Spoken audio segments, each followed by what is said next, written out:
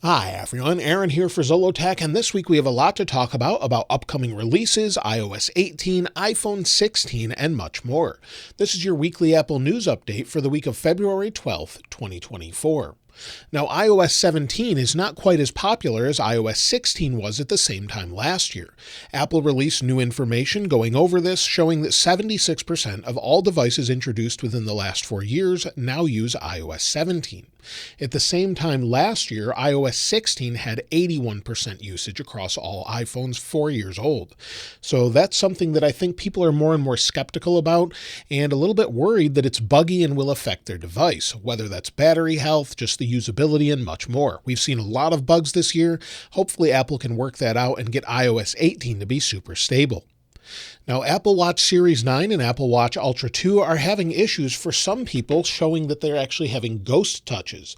There was actually a memo shared last week internally to authorized Apple service providers stating that Apple is looking into the issue, and the memo was actually seen by MacRumors. It says that some customers may report their Apple Watch Series 9 or Apple Watch Ultra 2 is experiencing false touches on their display. If this happens, you may need to hard reset it, so the different things on here could jump erratically, things could start playing, and the only fix so far is a forced restart. So they're looking into this issue. If you've had this, I'd love to hear from you in the comments below.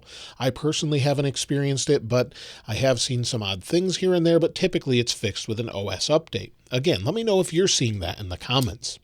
Now, Apple is launching a Heart Month activity challenge that begins on Valentine's Day or February 14th. You can see what it looks like here. MacRumors actually has all of the different animations that they have, and this is just something to celebrate Heart Month. You'll see that in your activity challenges next week or on February 14th, this week, going through next week. So you'll actually have to complete a different workout, and then you can get those and unlock those just like you normally can. Something we've seen with iOS 16 that they still haven't really updated across the United States or in many countries has to do with Apple Wallet. If we go into this, within the Apple Wallet, we have the option for driver's licenses or state IDs. However, so far, only 4 states have added this: Arizona, Colorado, Georgia, and Maryland. Unfortunately, there's many others that are considering it, but the state themselves or country actually has to adhere to it, sort of run the program themselves, and work with Apple to get it implemented. There's 20 states that are currently looking into it, but so far no one else has actually pushed forward with it.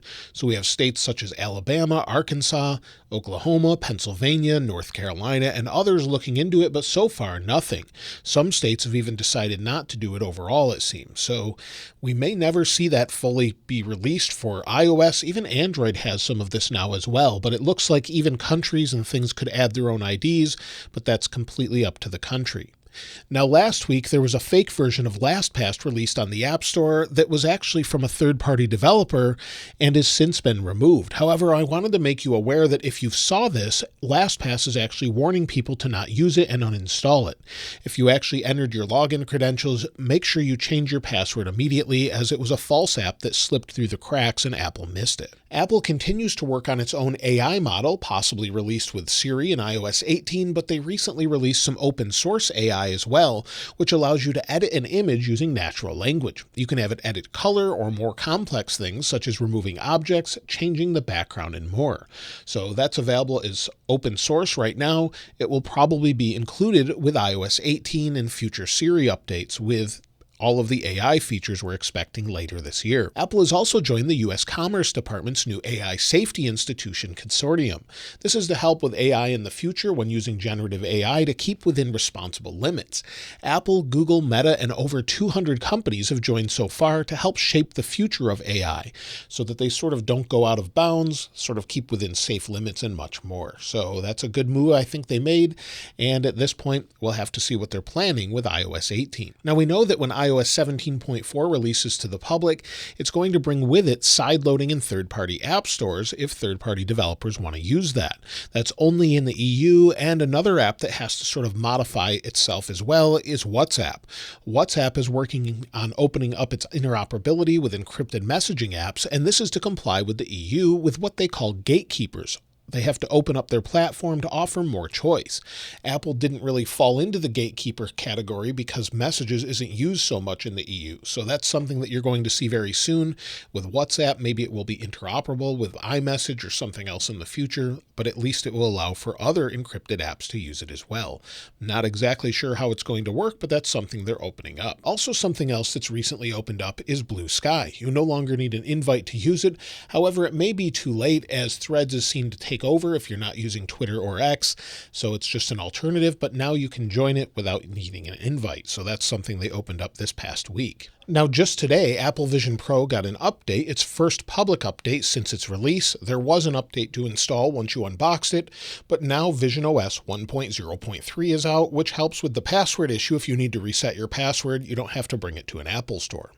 Also, now that Apple Vision Pro has been out for a week, what do you think of it? It's something that I'm still up in the air about. I'm still sort of gathering my thoughts to do a full review on, and I'm just curious what you think. I actually ran a poll on Twitter or X to see what people thought, and I said, now that Apple Vision Pro has been out for over a week, are you still interested? 27% said yes, I want one, 36% said no, they're not interested, and 37% said it's okay, but they're not buying one.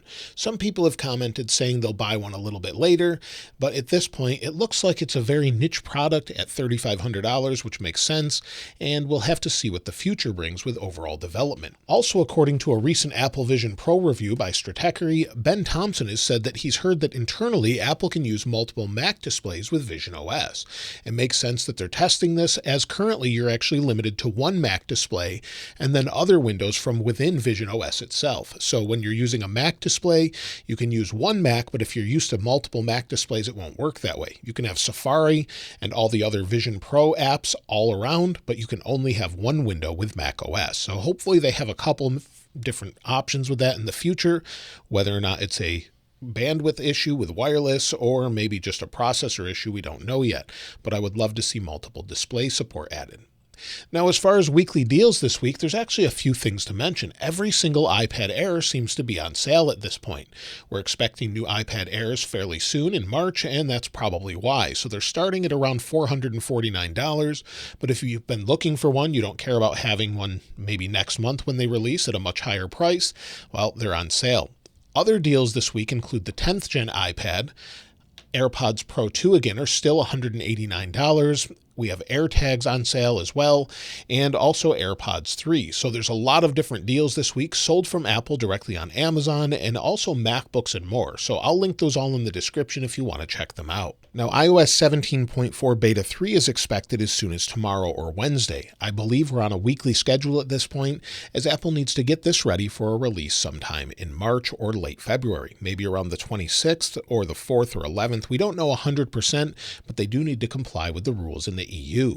They also opened up allowing developers to submit third-party app stores and get ready for that with apps. That's the App Store Connect update, where that's now available. You can add alternative app marketplaces. You'll see generate alternative distribution packages. Again, only in the EU, so hopefully this will come to other places, but it's only going to be in the European Union, at least for now. When it comes to iOS 18, according to a leaker, The Verifier, they claim that iOS 18 will have a similar design to visionOS, and that it will somewhat resemble what Apple has done with tvOS 17.2 and the translucent sidebar. We could get some round icons. However, I highly doubt we'll see that, but I would expect maybe some more depth like we have on macOS. It seems like Apple's bringing things to be more consistent. We could see some more translucency throughout, redesigns, and according to Mark Gurman this past week or a couple weeks ago, he said that it could be the largest release Apple has ever had, and his track record with software is typically spot on. So it could be the largest iOS release since the release of the iPhone, and hopefully we'll have that, along with Siri generative AI and major updates to Siri overall. So we could use it just like we do with ChatGPT, and it would give us answers that are relevant. So I look forward to that.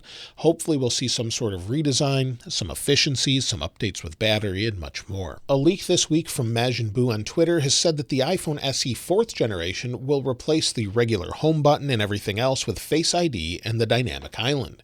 That makes a lot of sense if they're wanting to keep everything consistent. However, it seems a little premature for an SE to have the dynamic island and not the notch. So we're not sure about that, but you can see what it would look like here, along with a single camera on the back, similar to those mock-ups here, that looks similar to what we have now, but vertically oriented. So we would have the flash below it with the microphone below it as well. This would carry over to the iPhone 16 that's also expected to have a new design this year to orient the cameras vertically so we can record spatial video and audio as well as photos with it. So we could record spatial videos with it being vertically aligned like the 15 Pro and Pro Max. Makes a lot of sense with the wide and ultra wide to capture depth and more information. That could be on all iPhones next year. Also with the iPhone 16 Pro and Pro Max, we expect the capture button to take the place of the millimeter wave antenna, where they'll move that to the other side. However, according to Instant Digital, the capture button will be sensitive to pressure, where you could actually press it halfway to focus or adjust exposure, and then press it fully to take a photo or start a video, just like you can on a professional camera. Also, one big piece of news is the battery life on iPhone 16, where it could be the best ever and have larger batteries than the iPhone 15 for the most part. According again to Majin Buu on Twitter, iPhone 16 would gain 6% more battery power, where the 16 Pro Max would gain just 5% and grow to 4,676 milliamp hours. While it's not the 5,000 that other flagships have, it should still help with a more efficient chip, maybe A18 Pro, something along those lines, where they could add efficiency, add cooling, and much more. So hopefully we see some major advantages there, some differences with the OS, how it actually manages battery, and maybe we'll see more information redone in the battery management tools, as they're a little bit odd right now.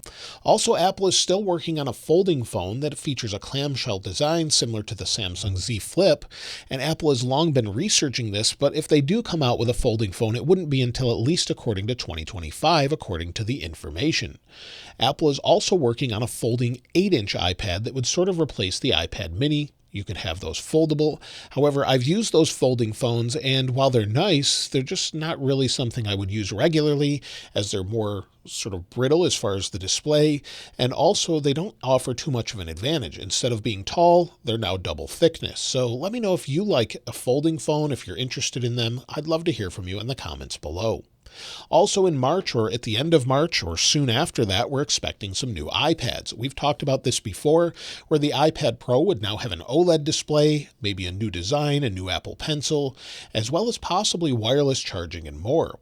However, we heard that they could have quite a substantial increase in price. However, according to DigiTimes this past week, the increase may only be $160 or so. Some had said it would be substantially more. It could have even been $500 to $1,000 more. So hopefully we'll see it a little more expensive, if anything. Hopefully not at all, but if it is more expensive, hopefully it's much less than what we expected. And so that's all the news this past week about Vision Pro, iOS 18, iPhone 16, and more.